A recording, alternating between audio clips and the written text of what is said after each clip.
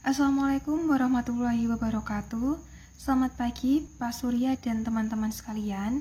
Pada presentasi di pertemuan kali ini, kami dari kelompok 14 akan mempresentasikan hasil diskusi kami pada tugas ke-8 dengan judul Utang Jangka Panjang, Biaya Bunga yang Bersangkutan, dan Modal.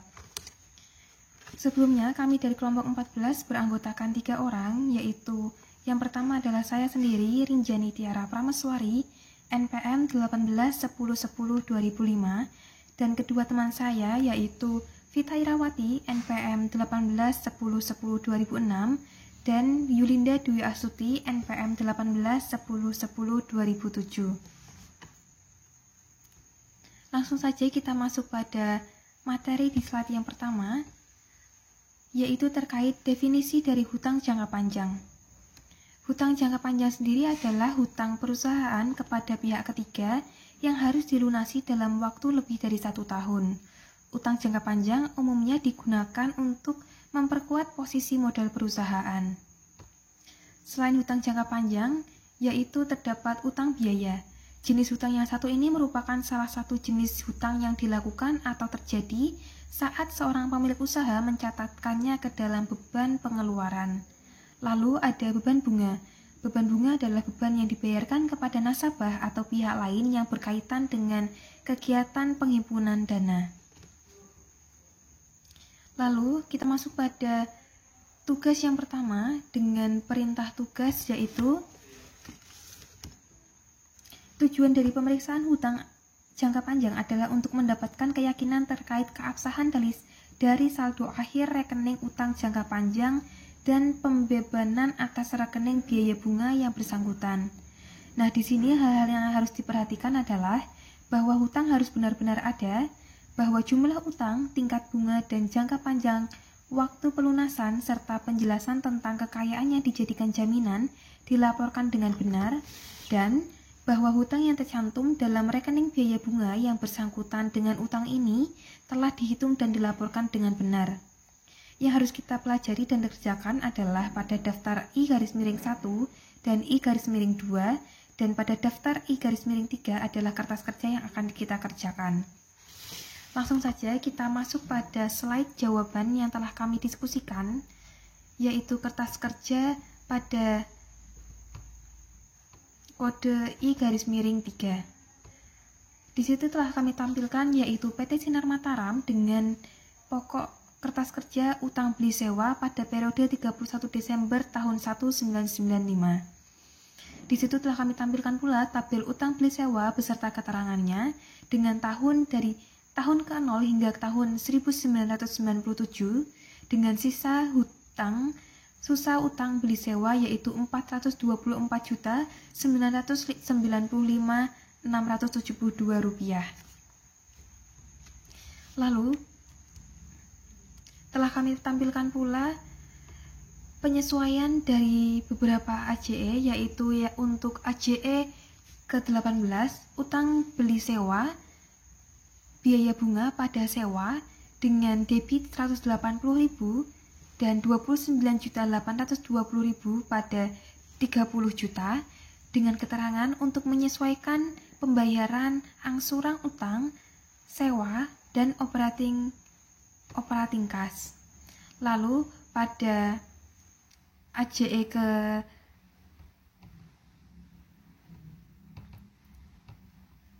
1 terdapat utang beli sewa terhadap utang jangka panjang yang jatuh tempo sebesar 385.200 terhadap 385.200 dengan keterangan untuk mereklasifikasi bagian utang list jangka panjang yang akan jatuh tempo.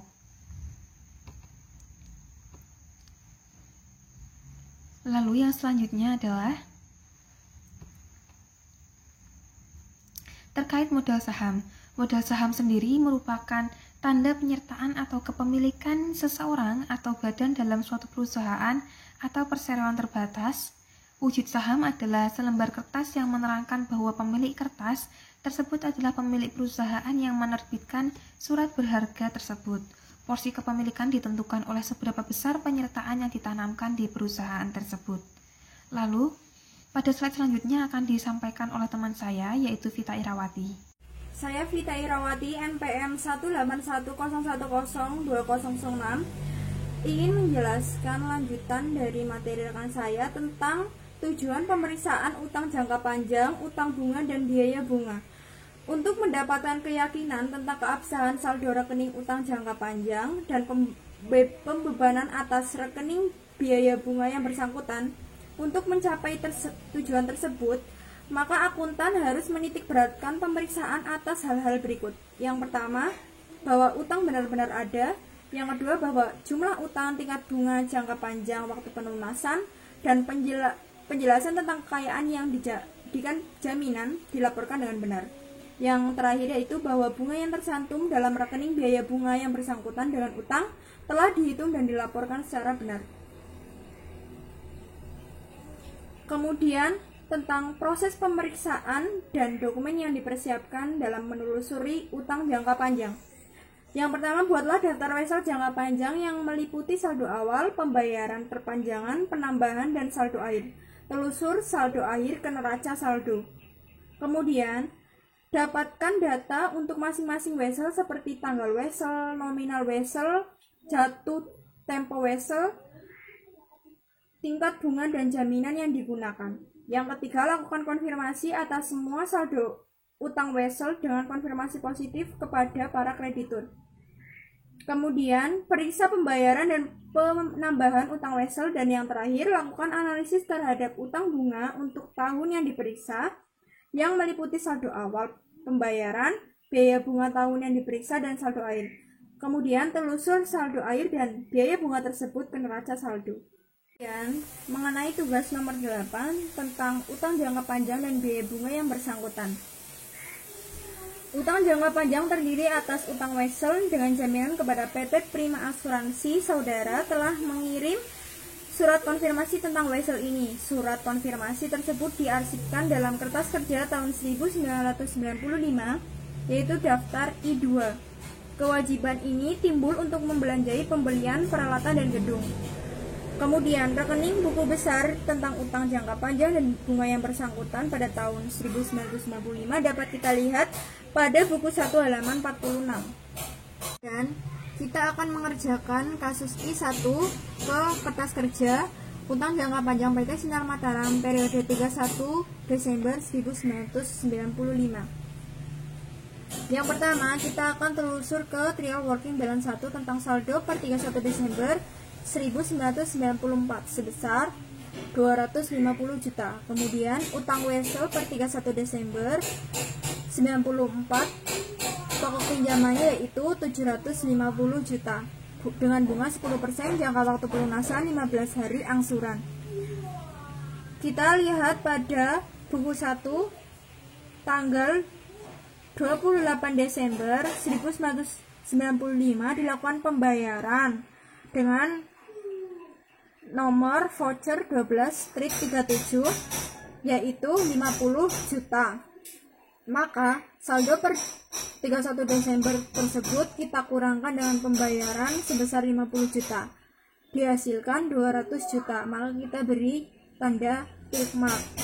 Kemudian nomor KM strip 27 tanggal 30 Juni 1995 dengan keterangan wesel baru sebesar 275 juta, bunga 15%, jika waktu pelunasan 5 kali angsuran. Nah, saldo per 31 Desember 95 ini per tes dijumlahkan maka 475 juta. Saldo per 31 Desember per booknya yaitu 475 juta, maka selisihnya adalah 0. Maka kita beri tanda tick mark dan telah ditelusur ke buku besar dan trial working balance 1. Kemudian kita lakukan tes utang bunga. Nah, utang bunga per book kita harus menelusuri beban bunga. Yang pertama, wesel pertama 10% kali 250 juta. Hasilnya 25 juta.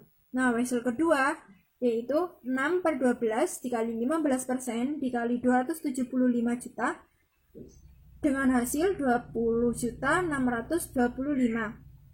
Kemudian kita jumlahkan, maka jumlahnya 45.625.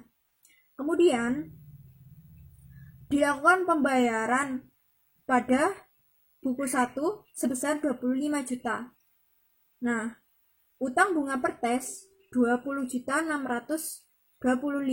Maka kita selisihkan dengan hasil 20.625. Maka selisih tersebut yaitu 100%. Kemudian reklasifikasi utang jangka panjang yang akan jatuh tempo. Wesel pertama yaitu 50 juta. Dan didapat dari mana? Didapat dari 750 juta dibagi 15 juta.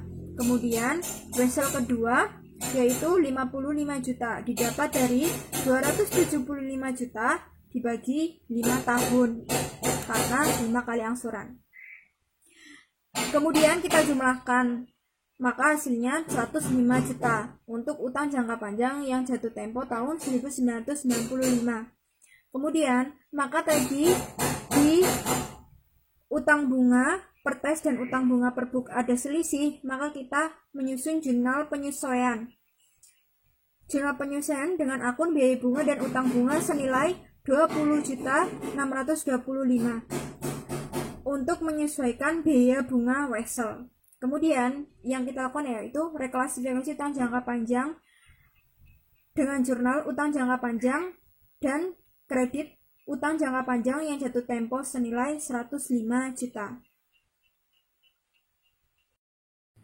Kemudian tujuan pemeriksaan modal saham, yaitu untuk memeriksa apakah terdapat internal kontrol yang baik atas ekuitas. Yang kedua, memeriksa kesesuaian pada seluruh ekuitas yang tercantum di neraca. Yang ketiga, memeriksa apakah perubahan terhadap ekuitas telah mendapat otorisasi baik dari pejabat berwenang maupun dari instansi pemerintah. Yang keempat yaitu memeriksa apakah penyajian ekuitas yang ada pada neraca sesuai dengan prinsip akuntansi yang berterima umum di Indonesia. Selanjutnya, prosedur pemeriksaan. Yang pertama, mempelajari dan mengevaluasi internal kontrol atas permodalan dan transaksi jual beli saham, pembagian dan pembayaran dividen serta sertifikat saham. Yang kedua, mencocokkan data yang ada dalam akta pendirian tersebut dengan modal yang tercantum di neraca dan penjelasan dalam CALK atau catatan atas laporan keuangan. Yang ketiga, untuk perusahaan yang baru didirikan dan perusahaan yang mempunyai tambahan setoran modal dalam periode diperiksa, bukti setoran dan bukti pembukuan lainnya serta otorisasi dari pejabat perusahaan yang berwenang dan instansi pemerintah yang harus diperiksa. Yang keempat yaitu memeriksa dokumen pendukung di setiap perubahan yang ada.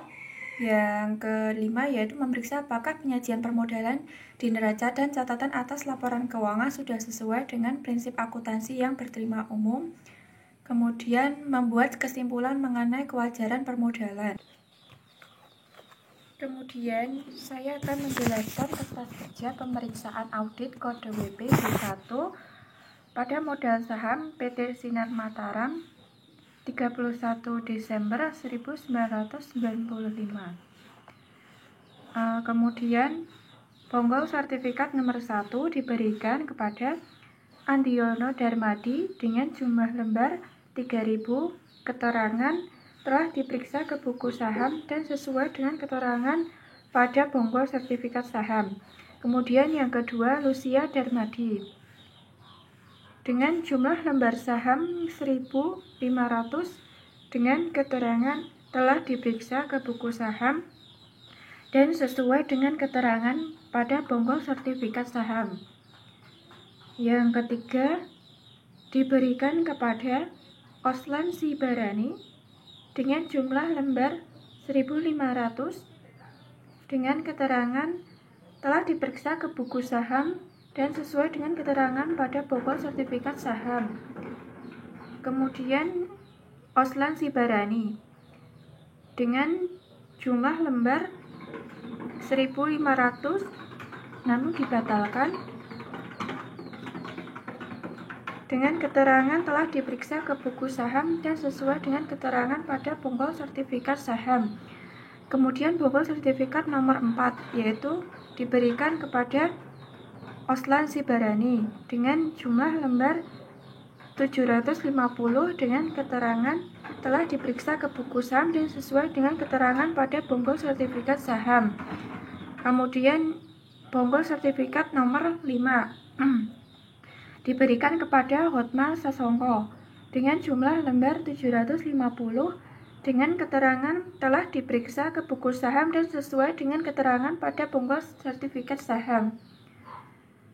Yang ke-6 diberikan kepada Nyonya Bekti Hanafia dengan jumlah lembar 100 dengan keterangan telah diperiksa ke buku saham dan sesuai dengan keterangan pada bonggol sertifikat saham. Yang ke-7 yaitu diberikan kepada Al Johansyah dengan jumlah lembar 100 dengan keterangan telah diperiksa ke buku saham dan sesuai dengan keterangan pada bonggol sertifikat saham. Kemudian jumlah saham yang beredar yaitu 6.200, nilai nominal saham per lembar yaitu 50.000. Selanjutnya yaitu nilai nominal saham biasa per tes sebesar 310 juta. Selanjutnya nilai nominal saham biasa per book 330 juta dengan keterangan telah ditelusur ke working trial balance. Kemudian selisihnya yaitu 20 juta, selisih persen yaitu 6%. Kemudian nomor ayat jurnal 29 yaitu modal saham biasa didebet 20 juta dengan agio saham kredit 20 juta, yaitu untuk menyesuaikan agio saham biasa. Kemudian audit atas laba ditahan, yaitu analisis terhadap laba ditahan untuk seluruh tahun yang bersangkutan. Audit terhadap pengkreditan atas laba ditahan yang berasal dari laba tahun yang bersangkutan atau pendebitan yang disebabkan kerugian dilakukan dengan menelusur jurnal dalam laba ditahan ke dalam laba bersih pada perhitungan laba rugi. Dan salah satu pertimbangan yang penting dalam mengaudit pendebitan dan pengkreditan terhadap laba ditahan selain disebabkan oleh laba bersih dan dividen adalah menentukan apakah transaksi tersebut harus dimasukkan sebagai contoh penyesuaian periode lalu yang hanya dapat dimasukkan ke dalam laba ditahan jika transaksi tersebut sesuai dengan PSAK nomor 21 di Amerika APB Opinions dan FSAB Statement. Kemudian saya akan menjelaskan lagi yaitu pemeriksaan kertas kerja audit dengan kode WP K1 pada PT Sinar Mataram laba ditahan 30 Desember 1995, yaitu laba ditahan per audit tahun 1994 dengan jumlah Rp83.620.000 dengan keterangan telah ditelusur ke working trial balance 1. Kemudian ditambah laba tahun berjalan tahun 1904 yaitu sebesar Rp154.235.100 dengan keterangan telah ditelusur ke working trial balance 1. Kemudian saldo laba ditahan awal tahun 1995 dengan jumlah Rp237.855.100 dengan keterangan tes penjumlahan vertikal telah dilakukan. Kemudian pengumuman dividen 1995 dengan jumlah Rp43.400.000 dengan keterangan telah ditelusur ke kertas kerja H5. Kemudian saldo 31 Desember 1995 per tes sebelum laba tahun 1995 sebesar Rp194.455.100. Kemudian saldo 31 Desember 1995 per book sebelum laba tahun 1995 dengan jumlah Rp237.855.100 dengan keterangan telah ditelusur ke Working Trial Balance 1. Kemudian selisihnya yaitu Rp43.400.000 dan selisih persennya yaitu 18%.